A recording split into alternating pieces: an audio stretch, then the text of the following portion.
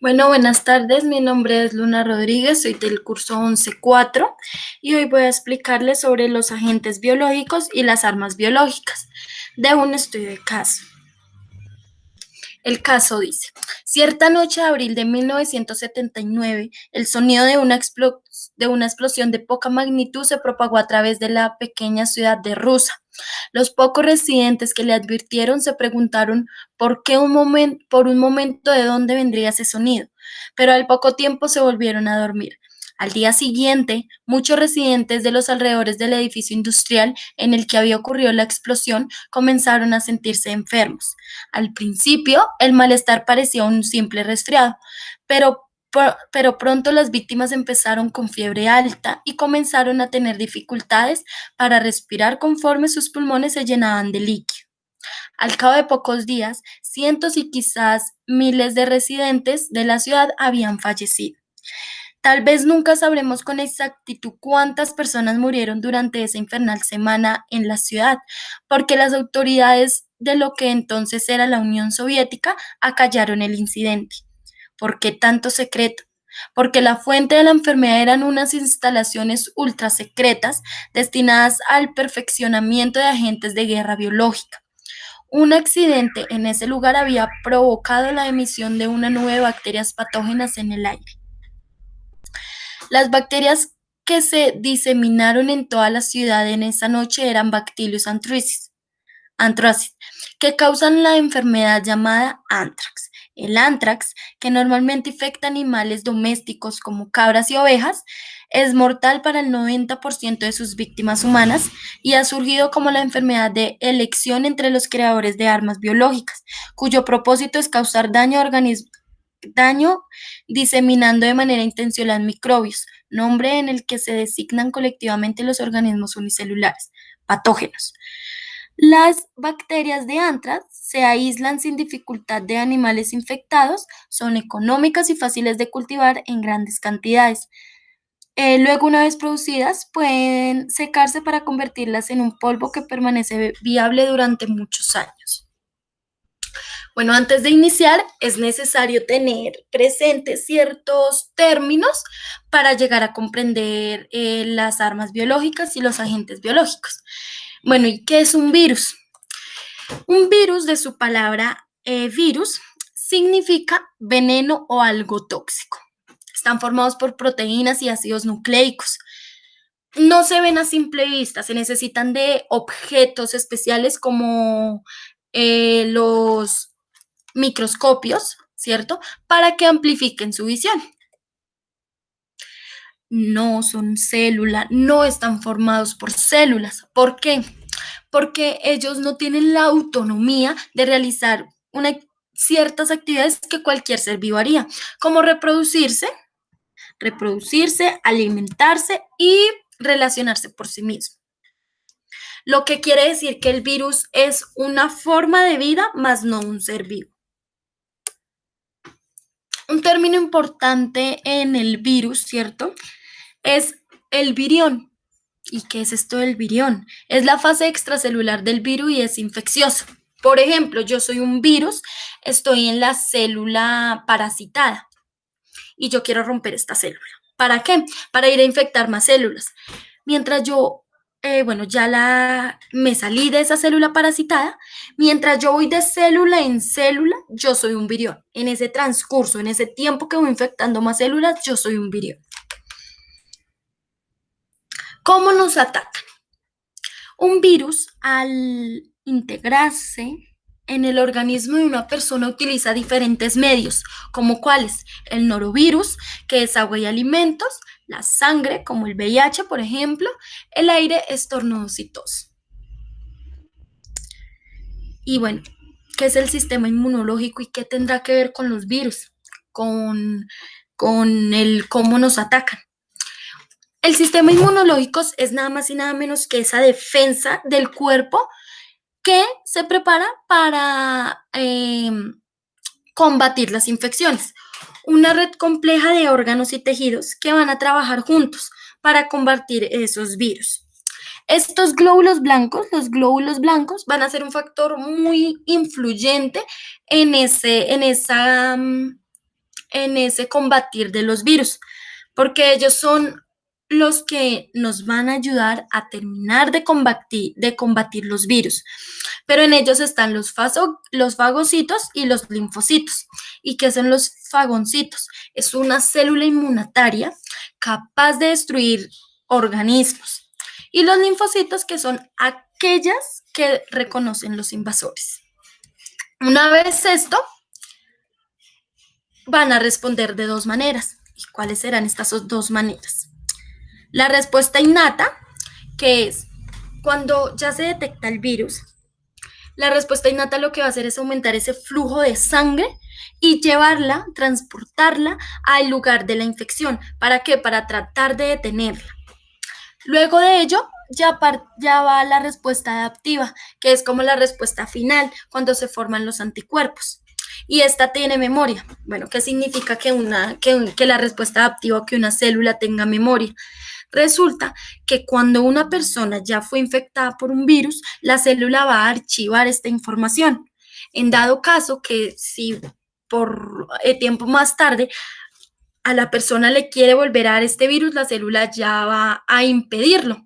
Esto en teoría, porque en ciertas ocasiones puede que a la persona le vuelva a dar la enfermedad. Quizás no tan grave, pero le puede volver a dar el virus. Su replicación. Penetración. Los virus presentan en ellos proteínas superficiales. Ellas se van a unir con los receptores de la membrana plasmática de célula huésped. ¿Y qué van a hacer? Van a estimular la endocitosis. ¿Y qué es endocitosis? Es cuando los virus son fagocitados por célula huésped. Y ya una vez este pedacito, el material genético se va a liberar dentro del citoplasma. Luego pasamos a la replicación. ¿Qué será eso de replicación? Bueno, es cuando el material genético se replica, se multiplica o es copiado varias veces. Síntesis de proteína. En el citoplasma huésped, el RNA mensajero va a ser utilizado para sintetizar proteínas virales. En el ensamblado viral, el material genético y las enzimas van a quedar cubiertas por capa proteica. Y ya su última fase es la liberación, que es cuando los virus se liberan, ¿cierto? Ya sea por ruptura celular, pero ya quedan libres. Tenemos aquí esta imagen. ¿Qué nos quiere decir? Tenemos dos vías, ¿cierto? La vía lítica y la vía lisogénica.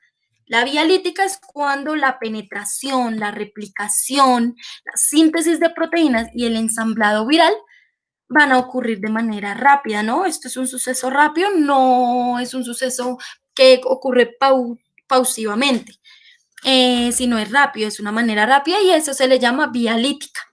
La vía lisogénica ya es la parte final, que es cuando los virus tienen ruptura por lisis, cuando quedan libres. ¿Qué quiere decir? Cuando un virus nos quiere atacar, ¿cierto? Quiere atacar a una persona, este se va a adherir a la membrana exterior de la célula, utilizando ligandos virales. Luego de ello se va a penetrar en el interior de la célula y ya se libera, ocurre la liberación para que se multipliquen más. Bueno, otro término importante es la bacteria. ¿Y qué es una bacteria? Bueno, es un organismo microscópico unicelular que está generalmente formado por células procariotas. Estas bacterias, cualquier tipo de bacterias, puede estar en cualquier parte del planeta, en el agua, en el suelo, en el aire e incluso hasta en la corteza terrestre. En 1683, Anthony Phillips fue el primero quien descubrió la bacteria. ¿Y cómo se van a reproducir las bacterias? ¿Qué es eso de fisión binaria? Pues la fisión binaria es una reproducción asexual, ¿sí? ¿Y cómo va esto? Es una célula, ¿cierto? Que va a ser duplicada, generando dos células hijas totalmente iguales.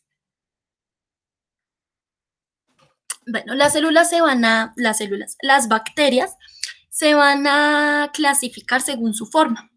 La primera es coco.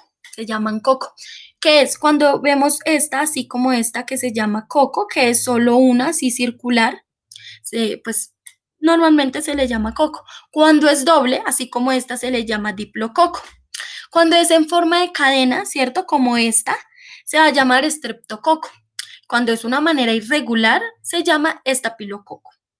Otra clasificación son los bacilos. Como vemos en la imagen, estas son bacterias que tienen forma de bastón. Bueno, ¿y qué son las arqueas? Las arqueas son otros microorganismos unicelulares, pero estas ya están compuestas por bacterias procariotas.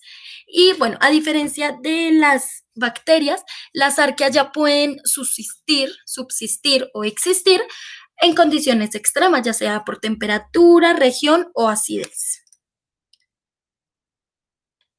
Bueno, pasamos a los linajes procariontes. ¿Y qué es esto de linaje? Un linaje es una línea de antepasados o de descendientes. Y procariontes es procariota. Es como los antepasados o los descendientes de las procariotas. Estos linajes procariontes incluyen en ellos bacterias y arqueas. Y aunque puedan encontrarse en todas partes, no son fáciles de detectar ni de clasificar. Árboles procariontes. En ellos será necesario las vías de obtención de energía y tipos de nutrición. Para muchos biólogos, los árboles procariontes tuvieron éxito porque así les ayudó a, a descubrir qué tan evolutiva podía ser una bacteria, qué tanto podía extinguirse, ¿sí? Cómo era esa evolución de tanto bacterias y virus. Y ahí, en este momento, fue cuando miramos acá este arbolito, ¿cierto? Y aquí vemos una raíz, está la bacteria. Vemos otra raíz, está roja, las arqueas. Y vemos otra, que está como en cafecito, se llaman las eucarya, que son bacterias que dan en animales y en algunas plantas.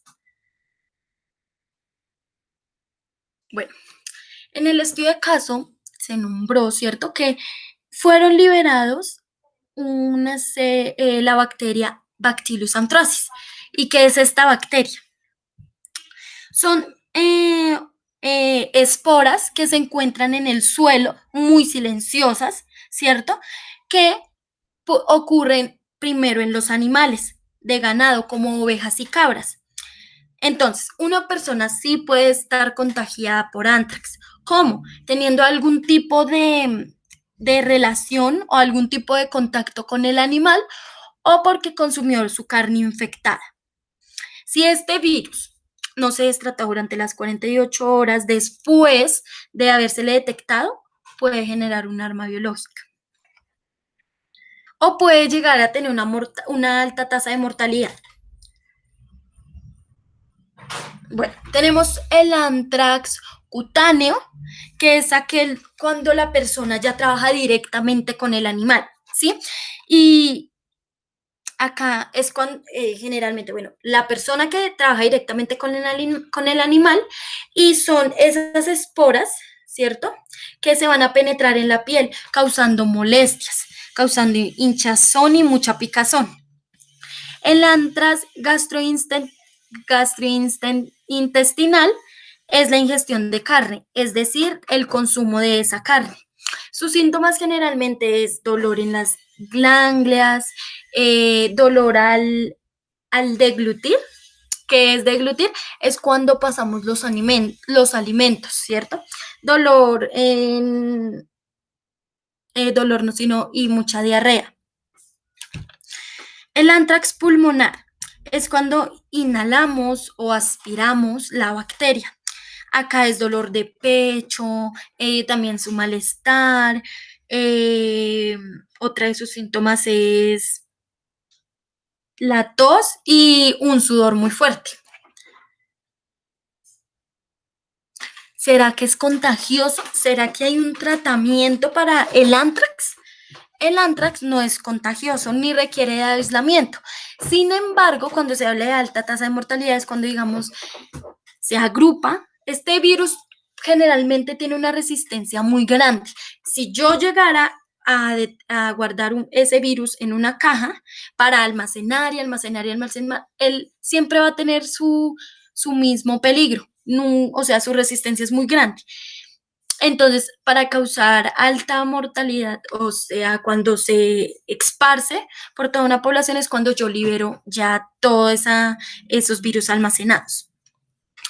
Antibiótico llamado la penicilina, generalmente se le da a las personas que tienen antrax, pero si es de casualidad tolerante a la penicilina, puede tomar doxiciclina o quinolonas. Y este ciprofloxacino es para las personas que tienen antrax pulmonar. Bueno, vacunas. Sí existen vacunas para el antrax, sin embargo, esto no es para todas las personas, sino que va a ser más utilizadas para los paramilitares o aquellas personas que trabajan más directamente con el animal, que tienen más tiempo de estar con el animal. Bueno, ¿y qué será eso de agentes biológicos? Vemos acá en esta imagen estos parásitos, estos virus, estas bacterias que se encuentran escondidos generalmente, ¿cierto? Esos son agentes biológicos, cualquier bacteria, virus, hongos o parásitos capaces de alterar la salud de una persona. Pueden darse por manipulación, ¿cierto? Instrumento laboratorio o por naturaleza.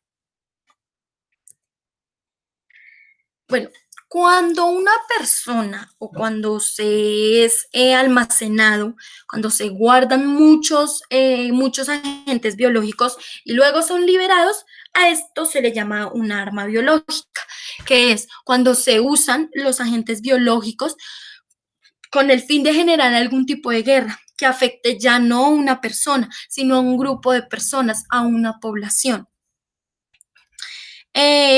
No existe hace poco tiempo, existe ya hace muchísimos años.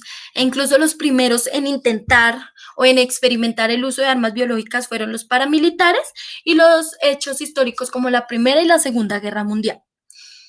El arma biológica, ¿cierto? Cuando se propaga un virus en un lugar en específico, no se va a detectar al instante, sino que como es tan silencioso, se puede detectar después de varios días e incluso hasta cuando ya hay muchas personas infectadas. Bueno, ¿qué tan peligrosos son? Muy peligrosos. Las armas biológicas y depende su fin, pueden ser muy peligrosas. ¿Por qué? Porque si el fin es matar a muchas personas, pues van a generalmente se van a almacenar agentes biológicos muy peligrosos. Por ejemplo, el COVID-19, ¿cierto?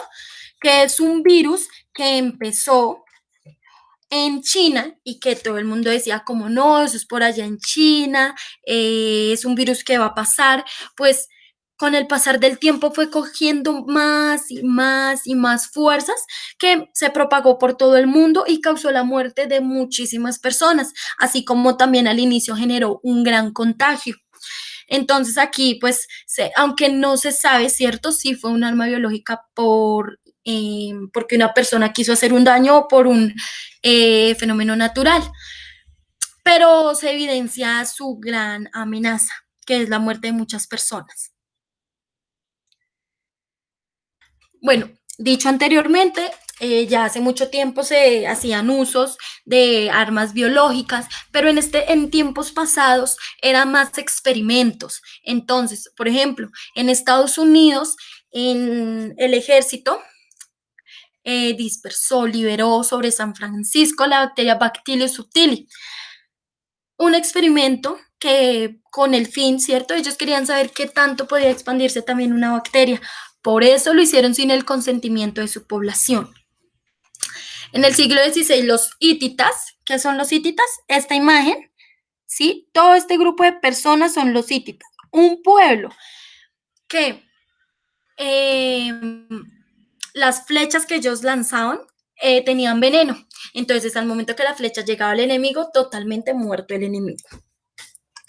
Y no solo esto, por ejemplo, en Nueva York, un experimento que realizaron era bombillas llenas de virus que eran lanzadas a medios de transporte. Su estudio, su estudio eran más que todo a los trenes, que era como el medio de transporte más utilizado. Entonces, en ese momento sí fue muy exitoso, ellos muy felices porque efectivamente el virus se propagó por muchas partes y causó la muerte de muchas personas.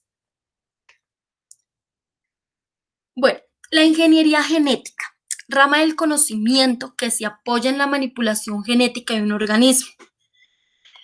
Bueno, generalmente trabaja, ¿cierto? Está en contacto con la biotecnología, que trabaja con virus y bacterias, un gran término, ¿no? Virus y bacterias, cuando se sabe generalmente esta parte de genética, de cambios, duplicación de organismos y más, digamos, tener más clara información sobre virus y bacterias, pues es más fácil generar un tipo de arma biológica más silencioso.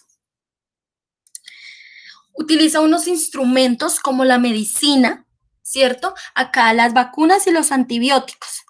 Entonces, acá hay que tener cuidado con los antibióticos, porque aunque es un gran avance para la medicina y pues tiene un fin muy colaborativo con todos nosotros los seres humanos, ¿cierto? Para eliminarnos algún tipo de enfermedades o tratar de disminuir la enfermedad. Sin embargo, su mal uso o su consumo excesivo puede causar daños. ¿Por qué? Porque si yo tengo una bacteria, digamos la Helicobacter pylori, ¿cierto? Que es una bacteria gástrica que suele estar en la parte gástrica del sistema digestivo, que puede producir cáncer, ¿cierto? Pero yo tomo un tipo de alimento de antibióticos que no tienen nada que ver con lo que yo tengo, pues uno, me estoy haciendo daño y dos, no le estoy atacando directamente a la bacteria, ¿cierto? Igual con el uso excesivo, ya no ataco directamente a la bacteria, sino que por el contrario, creo más enfermedades y mi bacteria ahí. Animales para la mejora de carnes y los vegetales. Bueno, ¿qué tipo de investigaciones podrían llevarnos a encontrar nuevos métodos para proteger a la humanidad contra una amenaza de arma biológica? Investigación genética. ¿Cierto? Como saber cómo evolucionó esa parte de modificación de organismos, de duplicación, de bacterias, de virus, de parásitos, de genes, ¿cierto? Y pues porque ahorita pues generar un arma biológica o estar en contacto con un agente biológico pues no se necesita de un experto y sus instrumentos a crear pues son fáciles de conseguir. Entonces, investigación genética. Salud pública. ¿Qué tipo de alimentos, de antibióticos son más positivos o tienen más beneficios ante ciertas enfermedades? Como un plan de contingencia. No todos los virus van a ser utilizados o van a crear armas biológicas por medio de una persona, sino que también puede ser por medio del medio ambiente, ¿cierto? Generalmente la naturaleza es extensa, fenómenos naturales inexplicables, entonces investigación del medio ambiente. Análisis de riesgo. Analizar, ¿cierto? Investigar qué virus son más peligrosos que otros, con qué virus hay que estar más focus, porque pues eh, digamos, una gripa que suele dar normal, la gripa normal, pues dura unos días y con una vacuna pues se puede quitar, ¿cierto? No genera muerte, por decirlo así.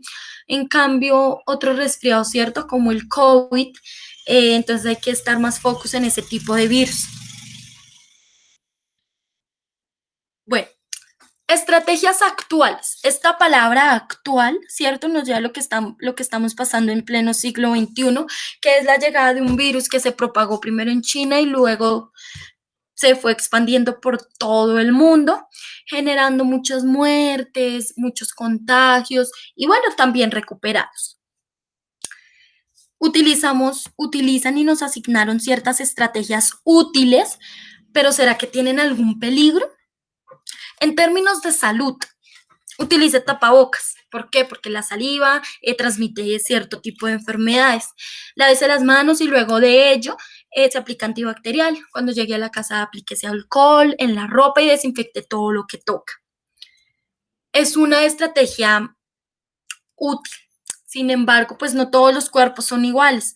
No todos los cuerpos van a recibir tratamientos de la misma manera. Por ejemplo, si a mí me aplican una vacuna en este momento, puede que mi cuerpo la reciba con sus síntomas normales, secundarios, que son como el mareíto o el dolor en el brazo, pero puede que otros cuerpos pues no la toleren y se ponga grave la cosa. Digamos con el antibacterial, puede que algunas pieles, ¿cierto? No toleren este tipo de sustancia y genere picazón e incluso hinchazón. Económicamente, una estrategia que fue que el gobierno iba a dar tipo de ayuda a las personas que necesitaban recursos económicos, pues por la pérdida de trabajo, no solo desempleo, pues de pronto hoy, mañana venga a trabajar, pasado mañana no, eso generó como grandes problemas socioeconómicos. Se quedaron en la práctica, ¿no? Y ¿qué pasa? Que las personas que necesitan más recursos y no tienen cómo alimentarse, pues sus defensas van a decaer y cuando el virus los quiera atacar, pues va a ser más fácil, porque no tienen esas células que van a combatir los virus. Las tienen, pero no son tan fuertes, no las tienen muy buen desarrolladas. Estrategias como prohibición del uso de armas biológicas. Prohibido, queda rotundamente prohibido el uso de armas biológicas. Pero ¿cuál es el peligro acá? Que siempre las personas buscan las maneras de seguir originando lo que más se prohíbe, ¿no? Entonces, pues buscan los medios para seguir haciendo armas biológicas y en cualquier momento, al estar prohibidos, pues la liberen ciertos virus. Conclusiones. Los agentes y armas biológicas parecen ser hermanos, pues uno depende del otro. Conociendo así agentes biológicos a cualquier organismo, ya sea bacteria, virus, hongos o parásitos, capaces de poner en riesgo la salud de una persona. De allí su compañero o la consecuencia de su mal uso, que son las armas biológicas. Aquellos virus, bacterias y parásitos y demás liberados en un lugar en específico capaces de expandirse por todo el mundo causando la muerte de muchas personas. Un ejemplo, el anthrax, que es un virus que aunque no sea contagioso, al almacenarlo y luego ser liberados, pueden generar alta tasa de mortalidad. Un virus silencioso, pero mortal.